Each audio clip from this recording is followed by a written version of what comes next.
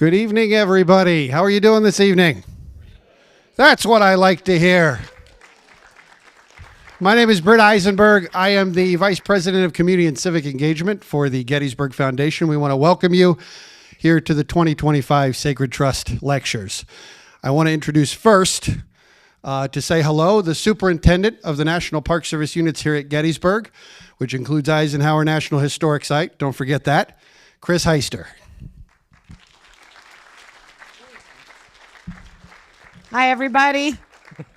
Welcome to the first night of Sacred Trust on the first day of the Battle of Gettysburg 162 years ago. This is coming to you as a result of a great partnership between the National Park Service and the Gettysburg Foundation. And it's one of so many programs that we do together. I would be remiss if I didn't ask Mr. Wayne Motts to stand up.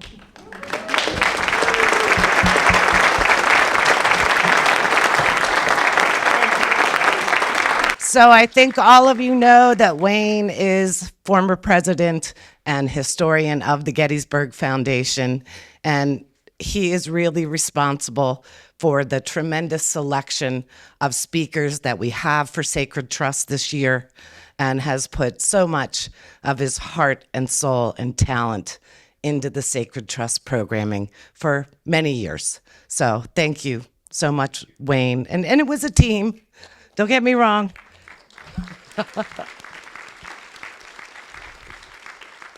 So I'm just here to give a quick welcome. I know I'm sort of talking to the choir here in this room, but I hope that you'll come back, whether it be to programs on the battlefield or to multiple Sacred Trust talks. We have a wonderful lineup of speakers for you. I hope that as much as you already know, and I know some of you are, lots of you probably are experts in this room, that you will learn something new, that you will be exposed to some of the scholarship that maybe you didn't know about, that you will hear about some of the fascinating stories from people like our speaker tonight, and that you will leave this experience being more inspired than you already are. So thank you for coming. Am I introducing Jackie? All right. Next up, to introduce our speakers, Jackie Spainhour, the new president of the Gettysburg Foundation.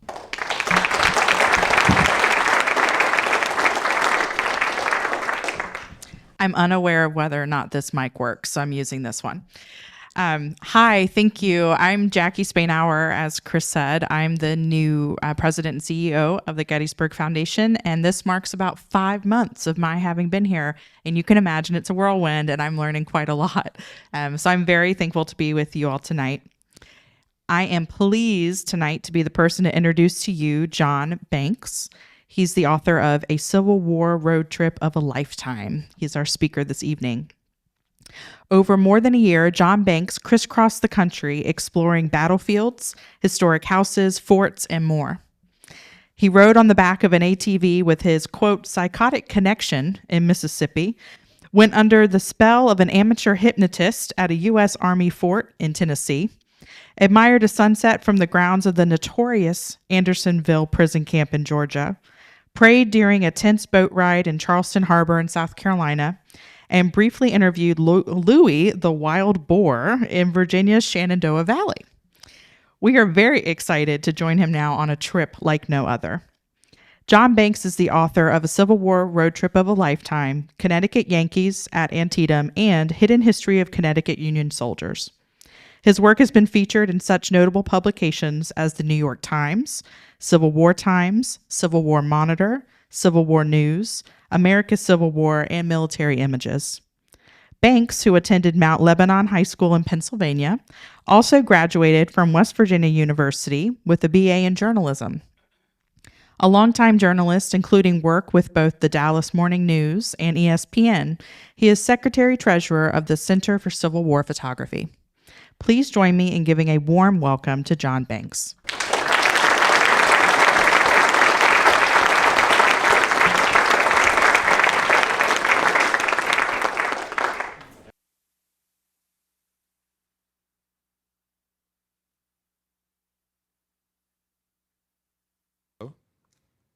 Hello? Hello? There we go. Jackie, I don't know if scholarship and John Banks has ever been in the same sentence before. And I want to thank you so much for that. That's awesome. I'm a little scatterbrained, so I have to thank a whole bunch of other people here, including the Gettysburg Foundation. Wayne, thank you so much for the original invite.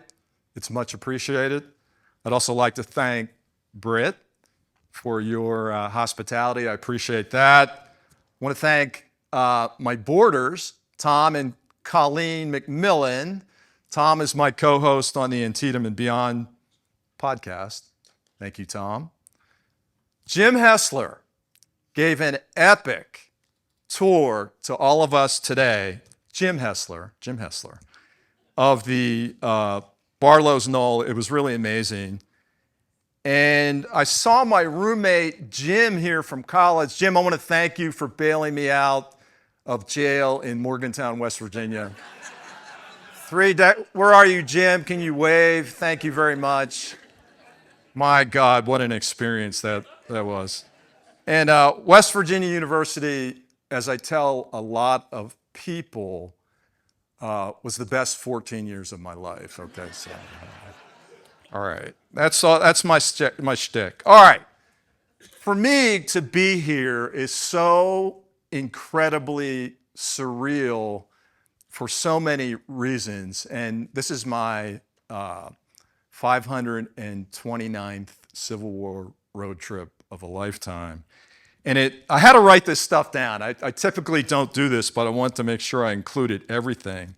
So on Saturday, I get to the Baltimore airport, and I'm in the rental car line, and I turn to my left, and I go, oh my gosh, is that Muggsy Bogues, the smallest player in NBA history? He's right there, and at the same time, our eldest daughter is getting engaged at the Soggy Dollar Bar in the U.S. Virgin Islands. And I'm watching it on a live stream. That's the way the guys do it nowadays. And I'm turning to Muggsy Bogues, and I'm going, Muggsy, look at this. My daughter's about to get engaged. And he's just shaking his head like, who is this guy? It was totally insane. And that brings it back to another family matter. I now have 2 daughters who are engaged. So here's what I'm going to ask of you. Actually, I'm going to beg of you. Buy as many darn books as you can. All right. Because I told my daughters, we had a little family conference call, and I said, look, here's the deal. If these people tonight don't buy a whole heck of a lot of books, your wedding reception is going to be at Panera's, okay? So, all right.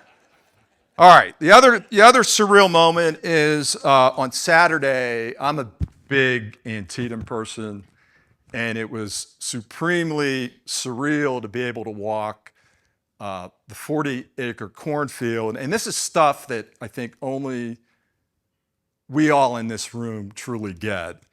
And on eBay a couple weeks ago, I purchased for $30 a poem that Nathan Mayer had written about Antietam. He was an assistant surgeon in the 11th Connecticut.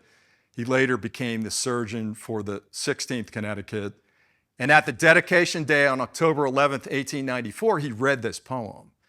And on Saturday, under just an unforgiving sun, I read the last stanza of his poem. Probably the first time I would think it had been read there since 1894. And that's stuff that we get. Okay. Also, yesterday, I went for the first time to the grave of my great-great-grandfather who served in the 127th Pennsylvania, which was really a surreal thrill. He fought at Fredericksburg. And then yesterday, I also fulfilled a sort of a lifetime dream. I went to the exhibit of the miniature cats on Baltimore Street. And my God, there's Pickett's Charge and cats. I was like, holy heck, this is amazing. So that was surreal. And, frankly, just being here is really amazing. I'm a Pennsylvania native. I was born in Allentown. My dad lived in Quakertown. My mom's from Allentown. I grew up in Western Pennsylvania. And, if you grow up in Pennsylvania, it's a rite of passage to go to Gettysburg, okay? That's what you do as a kid. And like many of you did, I'm sure, I came here for the first time, and I'm dating myself. I think I was 11. It was like 1972. And I came with my siblings. There was a place on Baltimore Street. It's no longer there. It was replaced by the new kind of touristy building. That's where my dad bought my sister and brother and me this sleeve of real mini balls. It didn't take with my brother. It didn't take with my sister, but it took with me. And so that's another reason why, I drove past that place today and I was thinking of Big Johnny and Sweet Peggy up in heaven. They lit the fire, okay? They lit the fire. And I'm sure many of you have had the fire lit here in Gettysburg. All right, so here's what I'm going to do today. And I have to preface what I say here. I am not a right flank, left flank person, okay? I am a storyteller. I'm a longtime journalist. I really don't consider myself an historian. I'm not a trained historian. I'm a journalist. So before we get going, the person who nothing I do on the road is without the okay of this person, okay? And I'll tell you about this in a second. You're seeing Mrs. B, her real name is Carol, okay? And she's compelled every time she shows this photo to family members or other people, she always goes, John is on the right, okay? And it's just, it's killing me. It's killing me. And, she invariably, we have a very weird relationship. And I've done a million of these Civil War road trips in a lifetime. When she knows I'm in Sharpsburg, I always call her. I'll call her like 10 times a day. We're very close. And she tracks me on the phone, all right? She knows where I'm at. And I've called her up before as I'm driving through Sharpsburg. And before I get one word out, she'll say, no, we're not moving to Sharpsburg, Maryland. It's not happening. And she's also told me multiple times, if you've lost your keys in a battlefield cornfield, don't let me know because I don't want to know about it. So anyway, all right. So Carol is in the center. Okay, all right, in the center. And when you're married 33 years, you can say that. Okay, good. All right, I want to go back real quickly. That is my great-great-grandpa, George Boyer of the 127th Pennsylvania, and that was really surreal to go up there. All right, here's what I'm going to do. All right, I'm going to outline what we're going to do here. I'm going to give you a little bit about my passion for the Civil War, how it evolved. I'm going to talk about the battle that really fueled my interest. I'm going to tell you what I hope you all get out of the book if you do choose to read it, and I'd be honored if you do.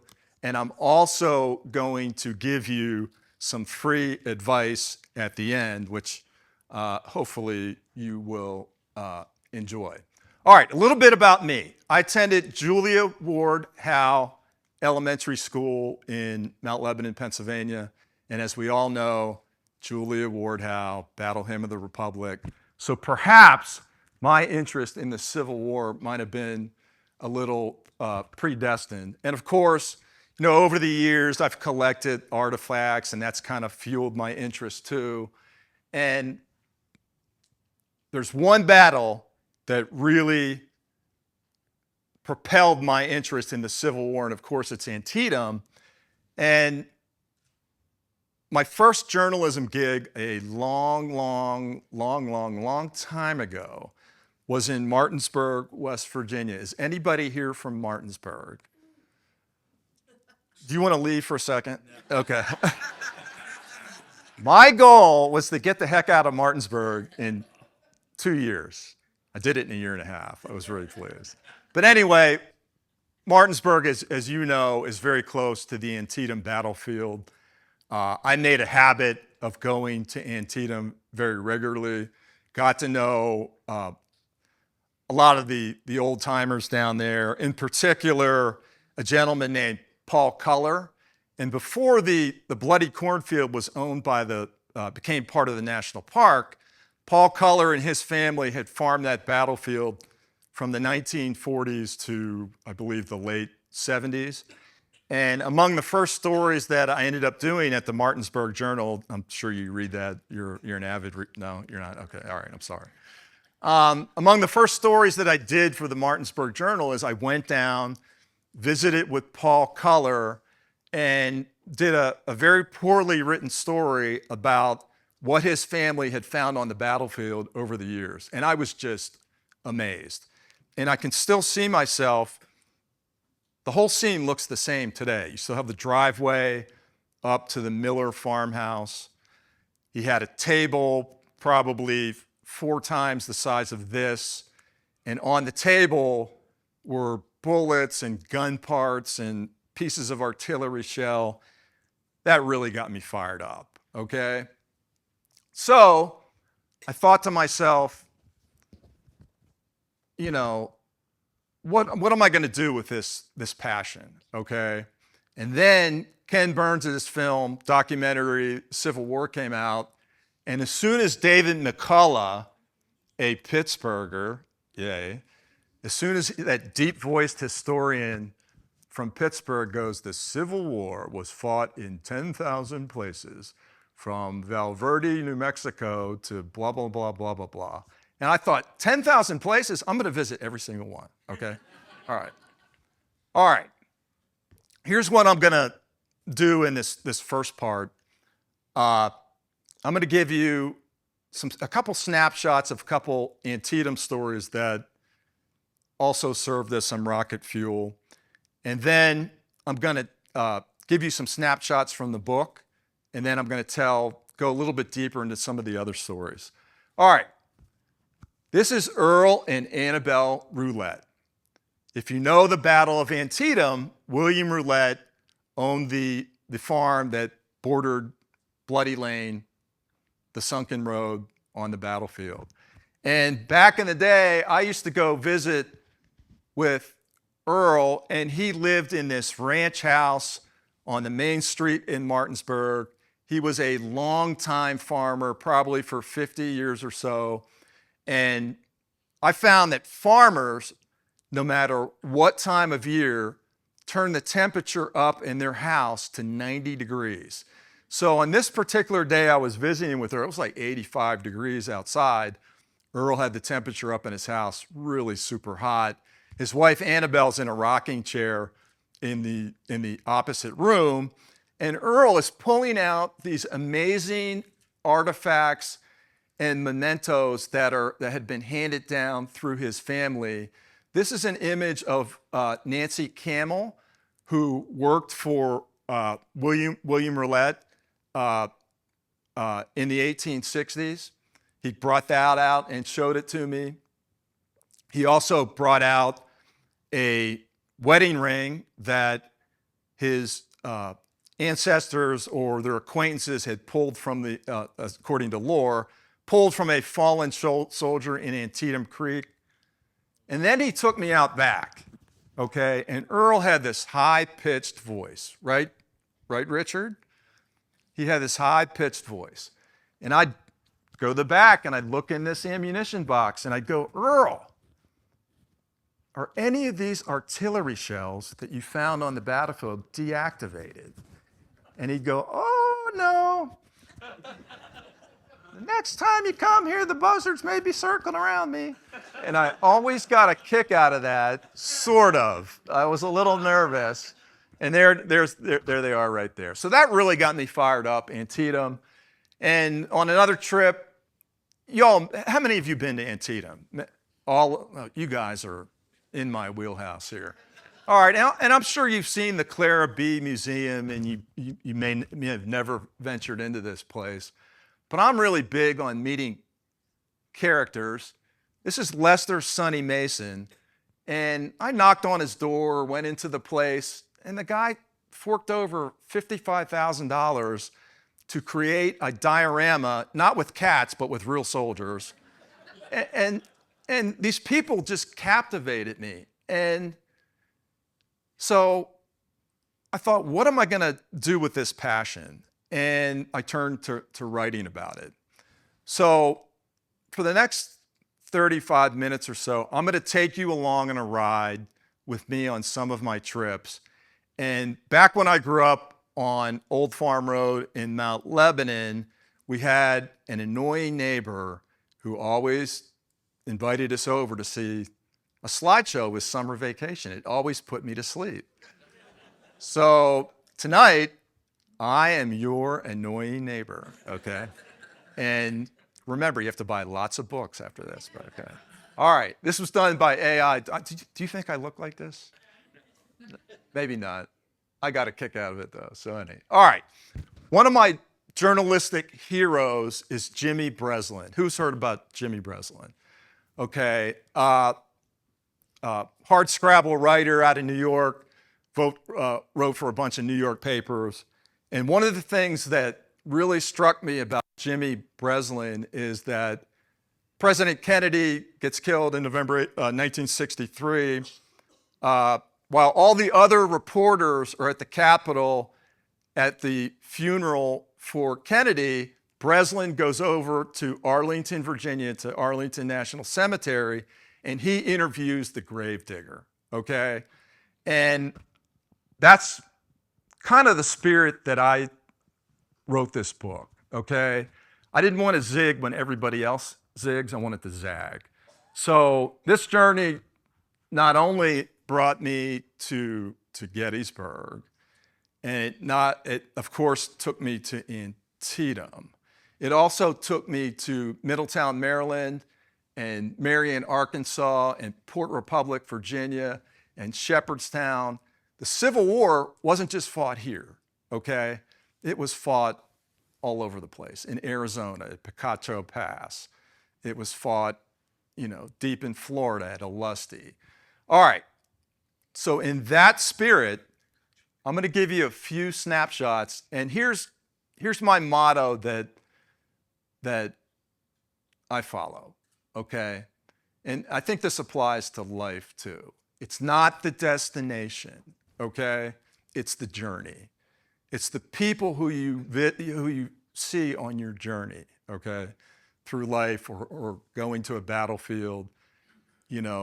Getting here is great and you see all these great sights, but the people that you visit with along the way are, for me at least, that's the most memorable part. So, all right, you're gonna get some snapshots here, just little snippets of these people.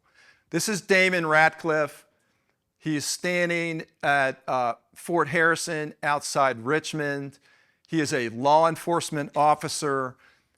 On his bicep, he has tattooed the numbers 5 and 4 for the 54th Massachusetts, the famous USCT regiment, which was featured in Glory. He's a remarkable guy with a remarkable family history. How many of you have heard about the Battle of Newmarket Heights? Not Newmarket, Newmarket Heights. Newmarket Heights.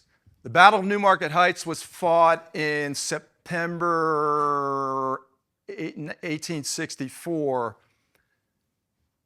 11 USCT soldiers earned a Medal of Honor for bravery at the Battle of Newmarket Heights, including Damon's great-great-grandfather, an escaped slave. It's a remarkable story, and it's one that I think has been pushed to the margins of history. This is Jason Watley. He lives in a house called Riley Hill in Columbia, Tennessee. The hound that you see off to the left is a murderer, okay? And Jason told me, we arrived at Jason's house in Columbia. It's like 9:30 in the morning. 10 minutes later, he's offering me a bourbon, and I don't drink that early in the morning. And he almost immediately relates a story about his dog, which has a bad habit of killing groundhogs and plopping them at the feet of his guests. It's really bizarre. But what's significant about this house is that in March 1863, it was the site of an epic Confederate wedding. Frank Armstrong, who began the war as a Union commander at Bull Run, got married at this house, and among the attendees was Nathan Bedford Forrest, the Wizard of the Saddle, and notorious womanizer Earl Van Dorn. We had quite the time there. All right, this is Tim Talcott. How many of you have walked the Newmarket Heights battlefield? Anybody? You have to be really hardcore. Rich has walked it. You have to be really hardcore to walk that field. It's an amazing battlefield, and on perhaps the hottest day of a couple of years ago, it must have been 109 degrees. Tim takes me into the woods where the black troops advanced against the earthworks of the Texas Brigade. We walked right along the line. These earthworks are still really high. They're like remarkable. And Tim was able to reconstruct for me some of the bravery of some of these black soldiers who advanced upon this really strong Confederate line at Newmarket Heights. All right, how many remember the Maytag repairman? Anybody? Okay. We're all of a certain age. I love this crowd. This is beautiful. You're my people. It's like, I feel like I'm back in Pittsburgh again. It's awesome. This is Ed and Charlene Krebs. And I was on my way to Richmond one day to report on the Newmarket Heights story. And we're probably all the same. We're like-minded as far as this goes. But I see one of those brown historical markers on the interstate, like Fort so-and-so, turn left and go 28 miles through the woods and whatever. And I saw the sign for Trevilian Station, the Battle of Trevilian Station. And I'd never been there. So I said, the heck with Richmond, I can get to my crappy hotel later. And I take this circuitous route to get to Trevilian Station, and I had no idea where I was going. And I see this, I get to this replica of the inn that stood on the site back during the Battle of Trevilian Station in 1864. The date is escaping me, please forgive me. So I meet this couple, and they're moving a bed into this old inn. They're part of the Trevilian Station Battlefield Preservation Organization. So I end up schmoozing with them for a little bit. And here's what I tell my kids, my two daughters who are engaged. Schmoozing is 92.3% of life. The other 20% is total BS, okay? All right. Yogi Berra taught me that. So anyway, I meet them, I help them out, and they ask me, do you want to go see Custer's headquarters at Trevilian Station? Well, what would you say? Of course. They are the docents there. And based on what they told me, not too many people go visit the site. They're sort of like the Maytag repairman from the old commercial. And they were so endearing, learned a lot about the battle, and I became absolutely enamored with the Battle of Trevilian Station, mainly because this was the site where Confederate soldiers captured part of Custer's wagon train, and they also snatched his underwear. It gets better. and his love letters, some of which were printed in the newspaper in Richmond. And for that era, it was fairly racy. All right, here's another snapshot. How many, you all know the story of the Sultana, correct? Lee had surrendered. The Sultana is making its way north on the Mississippi River. It's April 27th, 1865. The Sultana is a steamboat. It's largely filled with former Union Army POWs from Cahaba, mainly from Andersonville. It blows up roughly at 2 a.m. in the morning. Loss of life is roughly 1,100. And I had the great fortune of meeting Jerry Potter, who is a lawyer who is probably the world's greatest expert on the Sultana. And all of us have an obsession regarding the Civil War to varying degrees. We do weird stuff, you know, like I'm sure you all have done, you know. You want to be on certain battlefield at 7:13 when the first shot, or at 8:30 like we were this morning, out at the first shot mark. You do weird stuff. And Jerry became so obsessed with the Sultana that he absolutely positively had to find where some of the remains of this ship were. And he and Clive Cussler, does everybody know who that is? He was a deep sea explorer. Jerry and Clive kind of comboed up.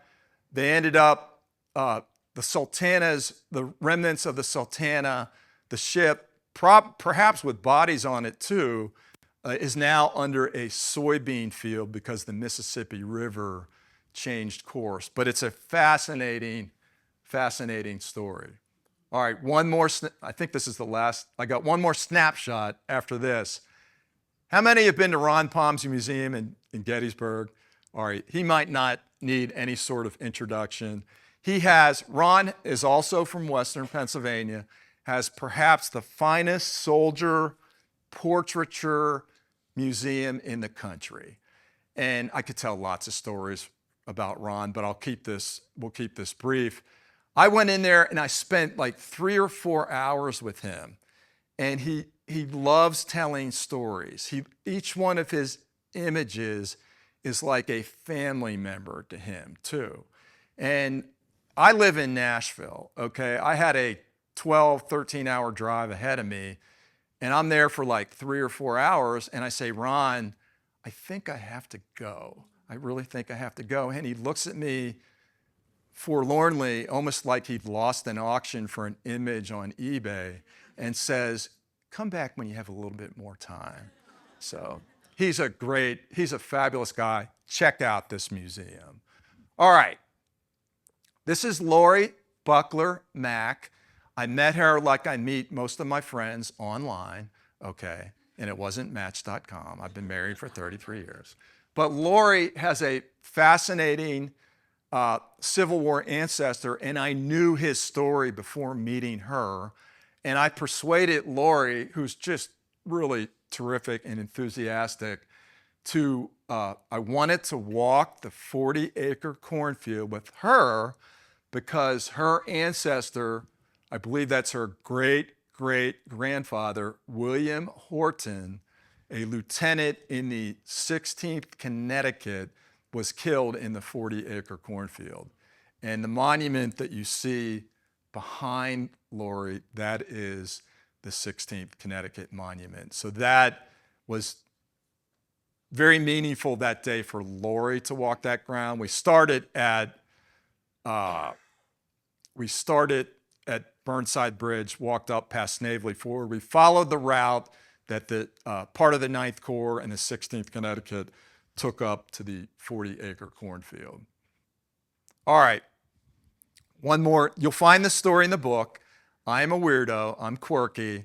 And there's a story in the book of a woman who shall remain nameless. She may be here, she may not. I'm not confirming it.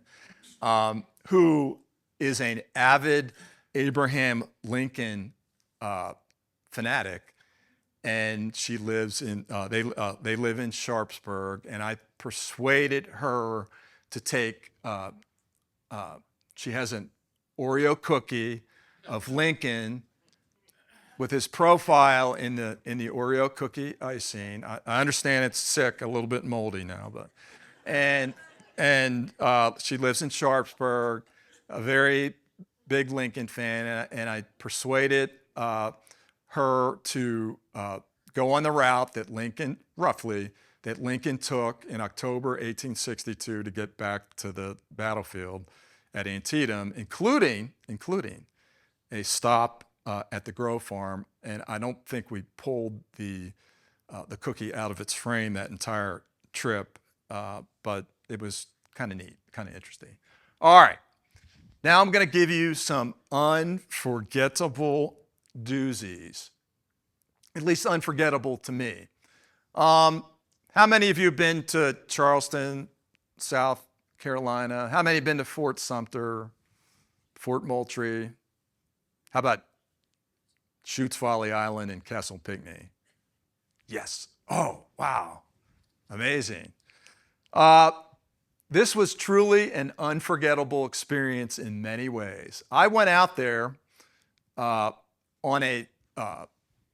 it's owned by the SCV. They bought it from the state of California, or state of South Carolina for, I believe, $10 Confederate money. On Chutes Folly Island is Castle Pinckney, okay? This was occupied by the Charleston militia in December 1860. It was a federal installation. Chutes Folly Island today is occupied almost solely by pelicans, okay? No human beings live out there. It's roughly a mile and a half out into the harbor. And Matthew Locke, whom you see here, he and I and a SCV member I called him Captain Doug, went out to the island, roughly a mile and a half in very poor weather, and I cannot swim, okay? And I looked down and I had a small postage stamp floaty in front of me.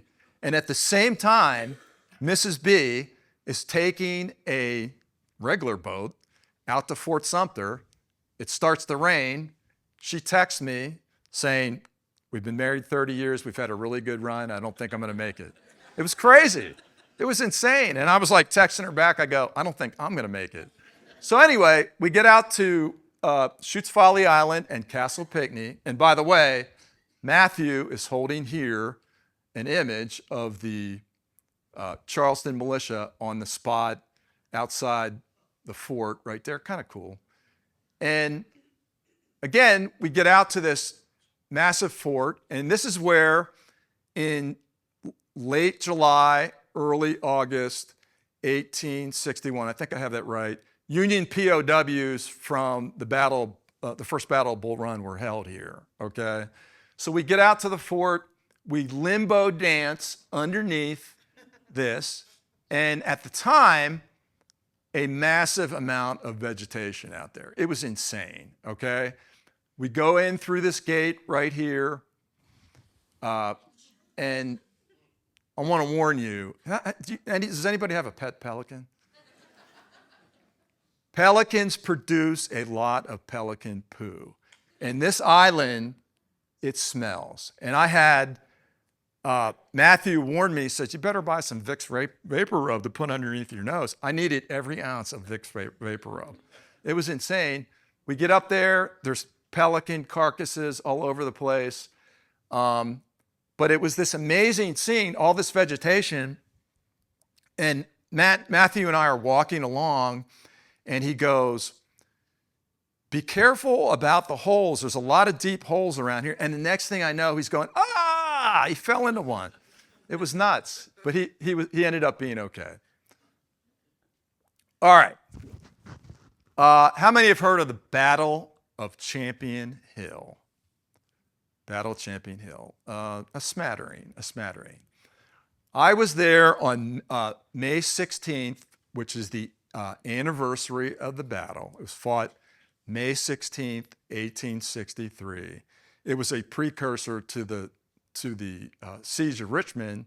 It was an important battle. It's in Hinds County, Mississippi. It's really a haul to get there. And the person who took me around the battlefield, I met here. And this is a little house often occupied by Sid Champion IV. And his ancestors, and I'm going to goof up the great part, but I believe it's his great-great-grandparents, owned the plantation that was the vortex of the Battle of Champion Hill.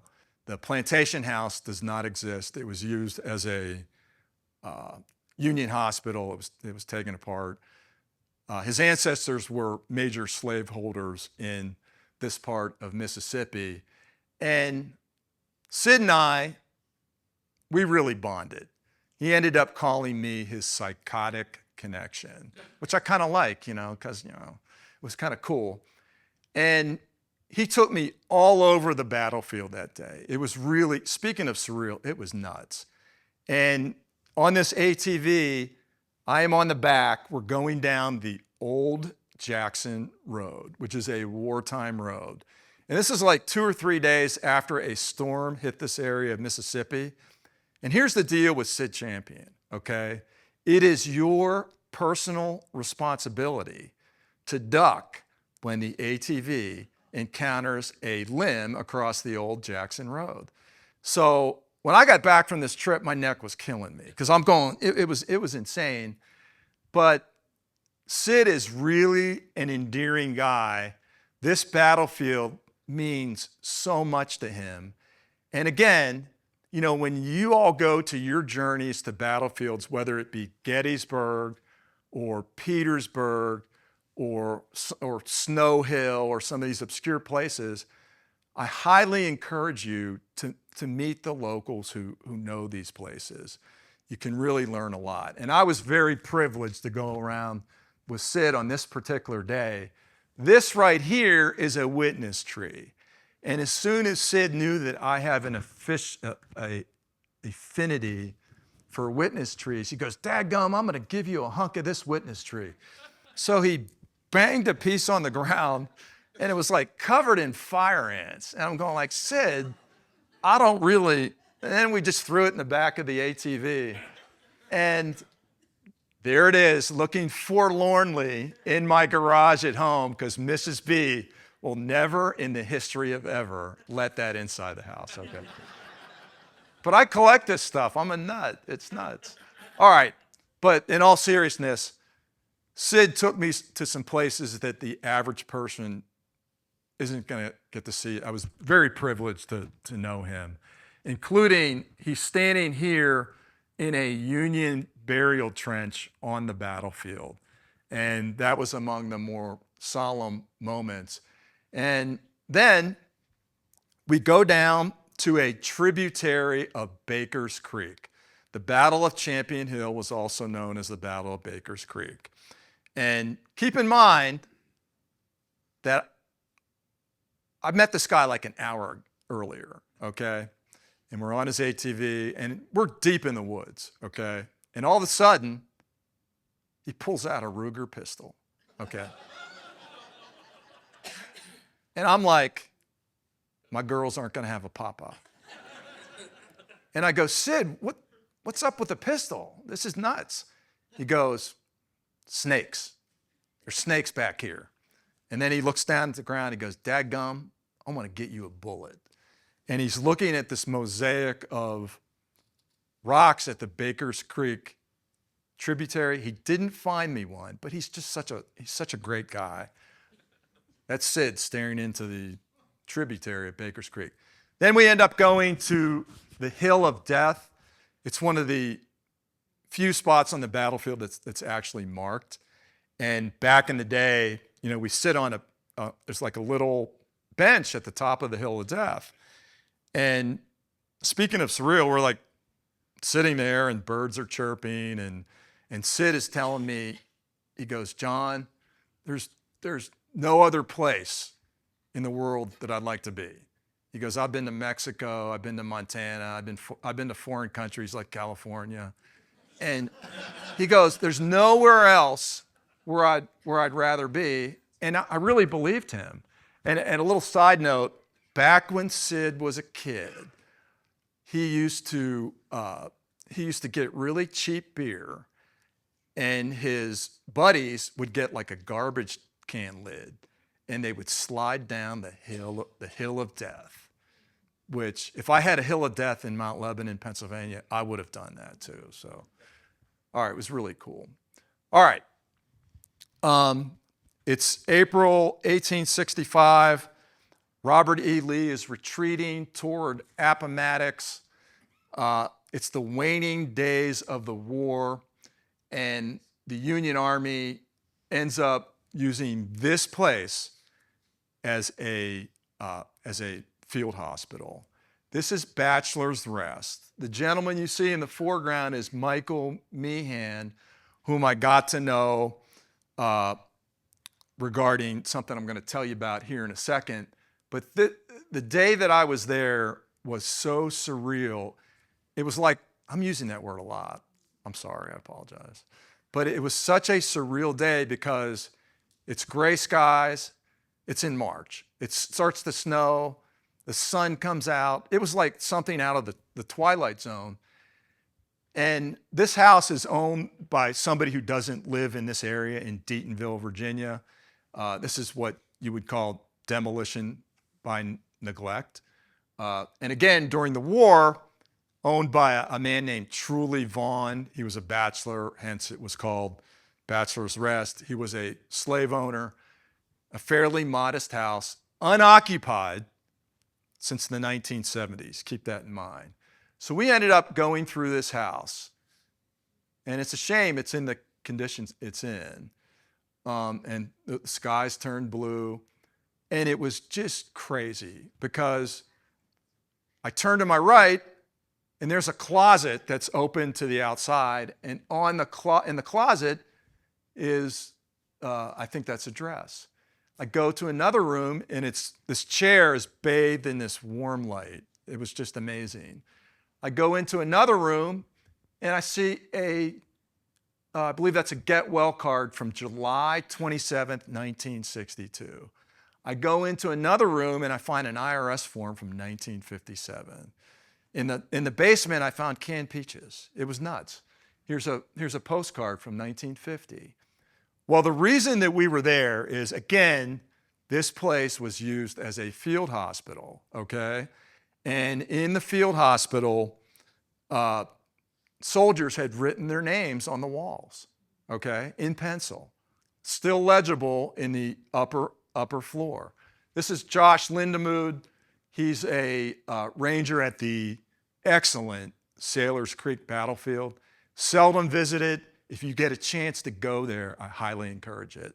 So we spent the day, Joshua and Michael, looking at the inscriptions on the wall.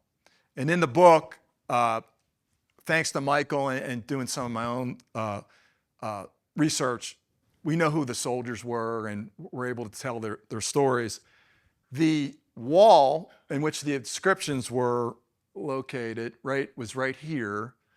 And Michael and Joshua and some contractors ended up cutting that portion that was signed by the Union soldiers out for preservation and presumably, I believe, for display at the Sailors Creek Visitor Center. It was really amazing experience to visit this place. All right, we're coming down the home stretch.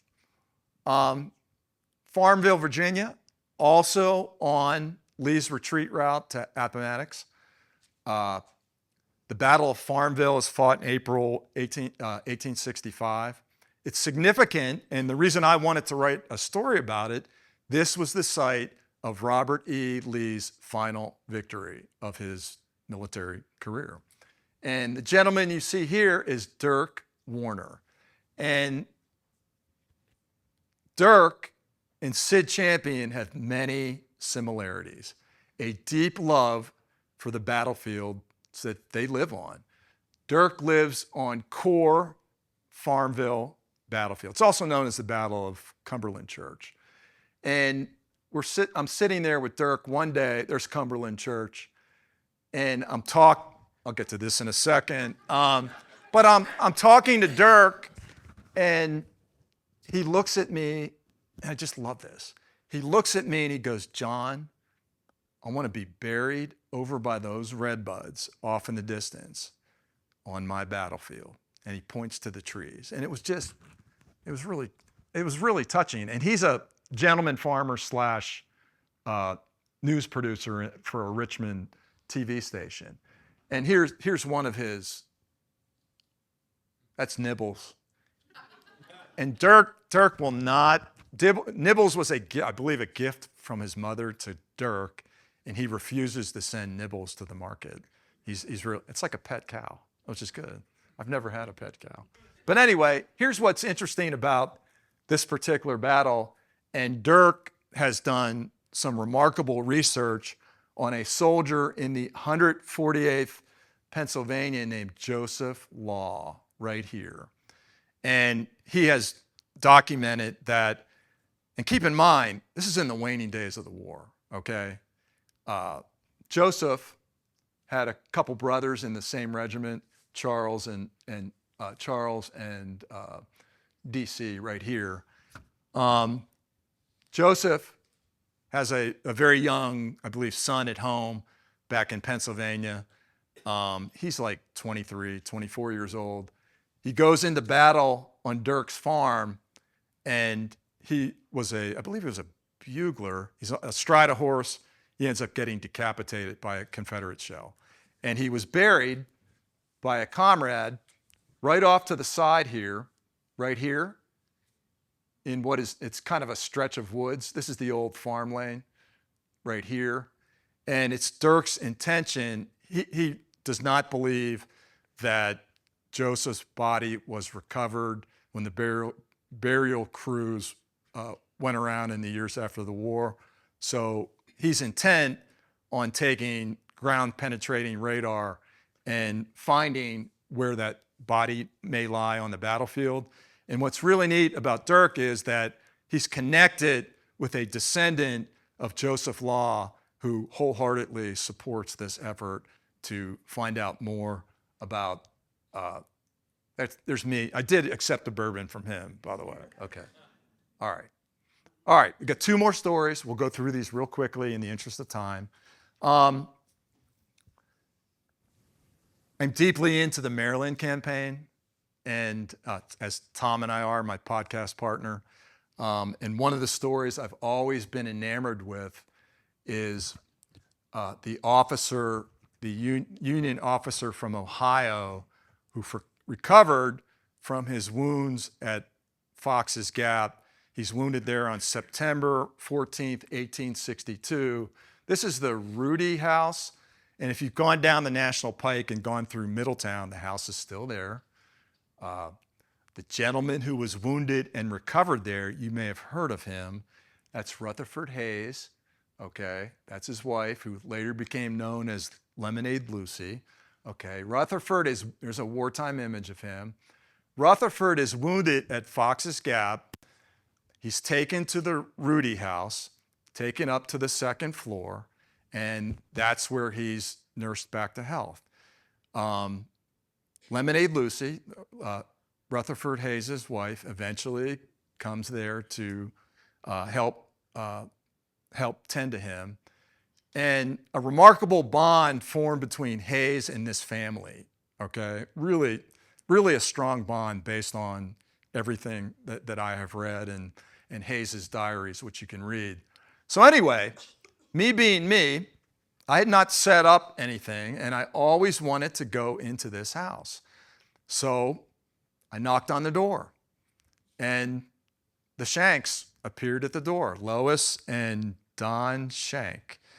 And I told them who I was, and I'm very interested. And I find that these people who you I guess this is kind of a cold call, but when you do this, if you show that you're like, I'm only interested in history, okay? I'm not a relic hunter. I don't want any, I just want a story from them. I don't want anything else.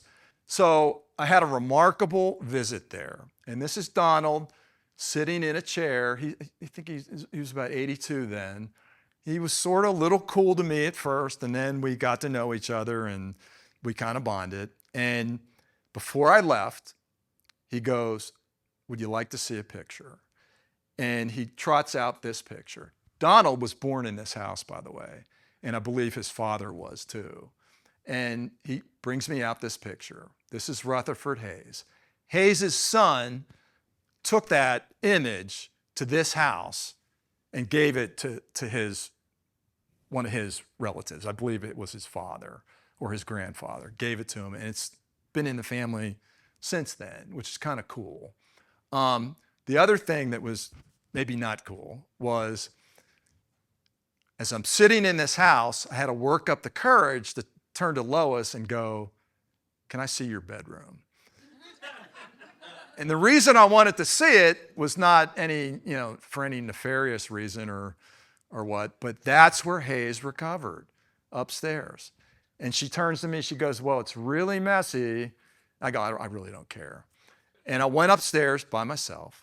And for a moment, it's like when you can walk and be in the footsteps or be where something important happened. It was really meaningful to me, because in that room, Hayes recovered, and he used to look out the window along the National Pike as the soldiers came past the house with one of the Rudy's sons, Charlie, okay?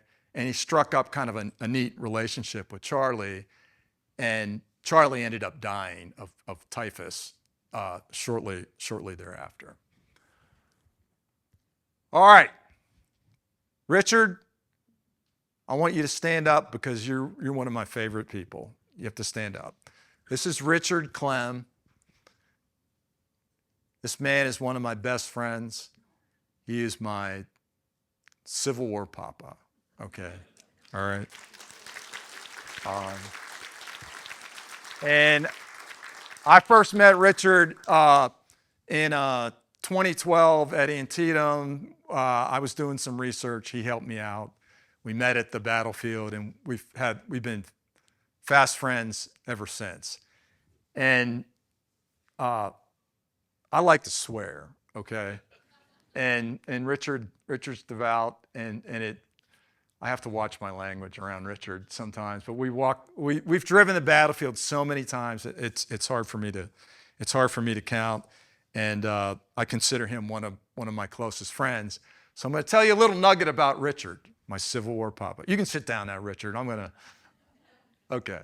All right, here we are, best buds. We're at Burnside Bridge, and Richard has told me, again, it's so important when you go to these places, talk to the locals. You find somebody like Richard, you found gold. Okay, that's gold. But Richard he and I often go to this kind of out-of-the-way place on the Antietam battlefield. It was the old O.J. Smith farm, okay? It was a Union division hospital following the Battle of Antietam, and you've probably seen these Gardner images that he took here. And one of the things that Richard's one of the good relic hunters, okay? He documents stuff. He really cares about what he finds. He's a retired woodworker / relic hunter. But he's made some amazing discoveries over the years. One of the things that, when Richard and I go and visit this spot, this always sticks with me. And he goes, "John," and he's relic hunted here, and he goes, "When the sun used to hit this field just right, you could see the glint of the medicine bottles out in the field." And when I stand there and think about that, that's bringing the Civil War right in your wheelhouse, man. It's unbelievable. But the neat little story about this site for Richard is right here, he unearthed a tag for a Civil War soldier named William Secor, right, Richard? What Vermont regiment was that? 2nd Vermont. And I love the way Richard says Vermont. I love that. I love that. He finds the I dig this here, and the beauty of Richard is he cares about these things he finds. And he ended up doing some really deep research on William Secor, and he breathed life back into this soldier, all thanks to this discovery of this ID tag that you see right here. All right, here's the takeaway from my talk, okay? And if you do buy the book, what I'd like you to get from it is go on your own journeys, okay? One of the things that I learned from Ed Bars back when he gave talks when we lived up in Connecticut is if you go to a battlefield, walk the ground. Do not stay in your car, okay? Walk the ground. Get to know people, okay? Talk to the locals. Learn what's going on. And it's not the destination, okay? It's the journey. And that applies to life too. All right, I'm gonna offer something equal to what you paid to get in here. All right. How many of you like to eat? All right. This is and this is not sponsored by any of these restaurants. I've done a lot of eating on my road trips, okay? These are my top five, and I'll tell you why. The Beechwood in Vicksburg. Anybody been there? The Beechwood? The best steaks. It's not fancy. Oh, whose is that? It's not fancy, but it's good, right? It's good. All right, the Beechwood. This is thanks to Tom and Colleen McMillan. The press room in Shepherdstown, West Virginia is superb. Superb. I took Richard there for dinner one time. Bonnie's at the Redbird. It's not for everybody. I get it. Walker's Diner in Farmville, Virginia. I ate pancakes in 32-degree weather outside there. It was good. The Sweet Shop Bakery in Shepherdstown. For $5, you get a really good cup of coffee, the Guatemalan coffee I like, and maybe 2 cookies. An honorable mention, Tacker's Shake Shack in Marion, Arkansas. That is near where the Sultana sank, and do not kill the messenger. They serve a Sultana burger there, and they bill it as top heavy like the real Sultana. And again, don't kill the messenger on that. And Mrs. B and her sister and my brother-in-law took 4 of us to eat that. Thank you very much. I appreciate it.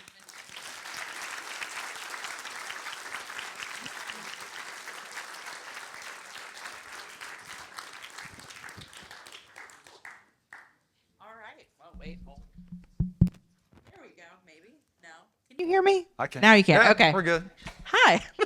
Thank you for that. That was so wonderful. thank Thank you. you. Can we Thanks give for another having round me. of applause, Frank? Appreciate it. Thank you. I'm happy. Okay. So if you are able for the rest of our Sacred Trust talks, we would love if you would join us on Wednesday with William Marvel, The Confederate Spirit After Gettysburg. Thursday with Leslie J. Gordon, Dread, Danger, Cowardice, and Combat in the American Civil War. Saturday, July 5th, John Neese and Jeffrey Harding, The Weather Gods Cursed the Gettysburg Campaign. And I hear there's a weatherman coming. And Barbara Franco, Gettysburg Surgeons Facing a Common Enemy. So if you don't have those tickets and you would like to, they're free. Sign up. We'd love to have you. Thank you so much. Have a good night.